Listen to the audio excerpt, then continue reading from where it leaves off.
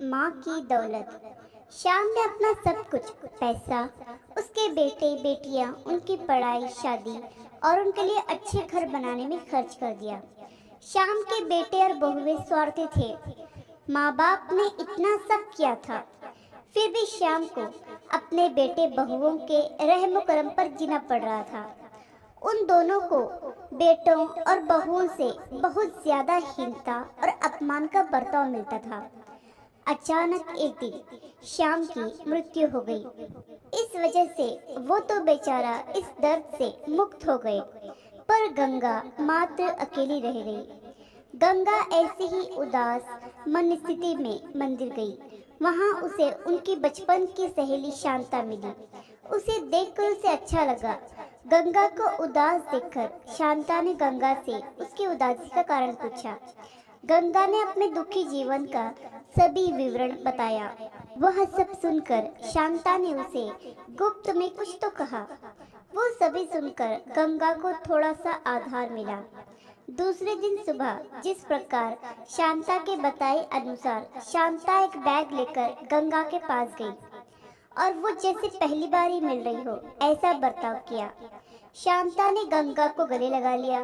गंगा ने शांता को पूछा, शांता, तुम यहाँ हमारे गांव में कब आई और किसके घर ठहरी हो?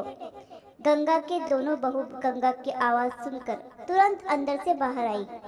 उन दोनों को देखकर शांता बोली, अरे मैं दूसरे घर पर कहाँ रहूं? हम दोनों मौसेरी बहनें हैं, तो भी सगी बहनों से ज्यादा हमारा रिश्ता अटूट है।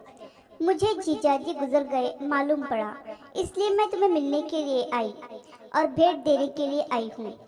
पहले दिन तय के अनुसार गंगा बोली, शांता, तुम मुझे मिलने के लिए आई, यह सुनकर बहुत अच्छा लगा, पर तुम मुझे भेंट देने के लिए कुछ लाई हो, उसका अर्थ मुझे कुछ समझ में नहीं आया।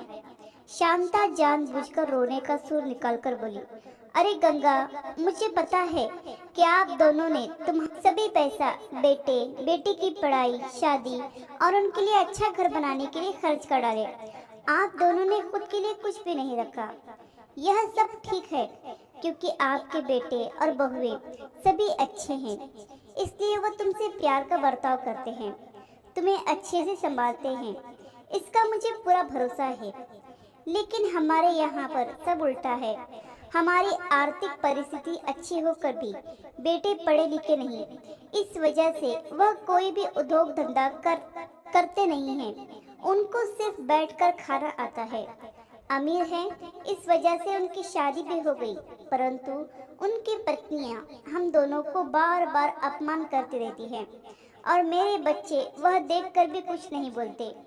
फिर शांता आंखें पोंछने का नाटक करती है और वो आगे बोली, अभी ऐसी परिस्थिति में हम दोनों को जिनकी इच्छा भी नहीं होती और अब हमारी जिंदगी भी कितनी बची है, इसलिए मैंने ये तय किया है कि मेरे पति का नजदीकी कोई भी नहीं है और तुम्हारे सिवाय मेरा कोई भी नहीं है। इसलिए सब पैसा बेटों को देने के बजाय तुम्हें आधे पैसे दे दूं।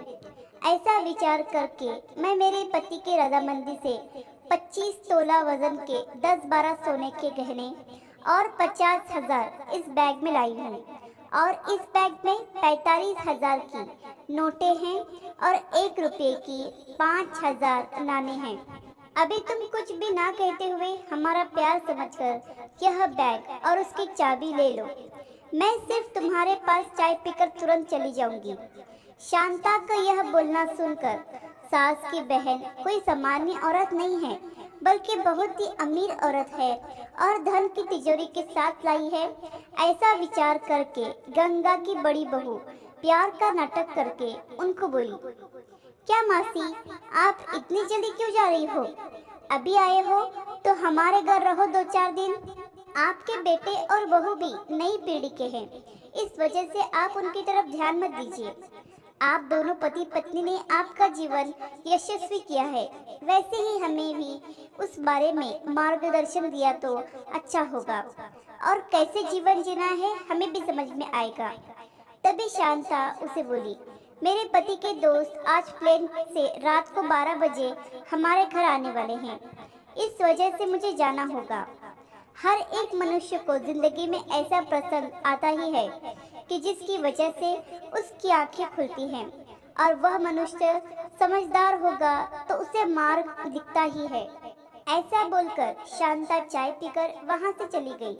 शांता के जाने के बाद गंगा के दोनों बेटे और बहुएं उससे बहुत अच्छा बर्ताव करने लगे, बहुत प्यार और देखभाल करने लगे।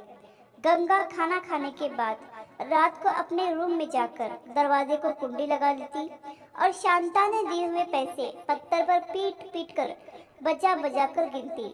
नाणों की आवाज रात के समय स्पष्ट उनके बेटे और बहू को सुनाई देता था और उनका गंगा के प्रति प्यार और भी ज्यादा बढ़ने लगा। ऐसा 5-6 महीने तक चलता रहा, लेकिन पैसे गिनने का काम मात्र खत्म नहीं हो रहा था और ये सिलसिला गंगा ने अपने मरने तक चालू रखा। गंगा के आखिरी 6 साल खुशियों में बीते, परंतु एक दिन अचानक गंगा की भी मृत्यु हो गई। उसके जाने के बाद रिवाज और लोक लाज के लिए उसके बहुओं और बेटों ने आंसू बहाए। फिर उन्होंने शमशान से आने के बाद तुरंत माँ के रूम में जाकर उस बैग का ताला खोला और क्या उनको धक्का लगा, क्योंकि उसमें सिर्फ पुराने समाचार पत्र, 4-5 वजनदार पत्थर और सिर्फ 1 रुपये का सिक्का था। वो रुपया भी पत्थर पर पीटने पर पूरी तरह से खराब हो गया था। यही तो गंगा की दौलत थी जिसके लालच में आकर उसके बेटे और बहुओं ने उसके साथ अच्छा व्यवहार किया था। आशा करती हूँ कि कहानी आपको पसंद आई होगी। इस कहानी पर आपकी क्या राय है हमें कमेंट करके ज़रूर बताइए। कहानी पसंद आई हो तो लाइक और शेयर करना बिल्कुल भी ना भूलिए। चैनल पर नए हो तो चैनल को सब्सक्राइब जरूर कीजिए। कहानी सुनने के लिए आपका बहुत बहुत धन्यवाद।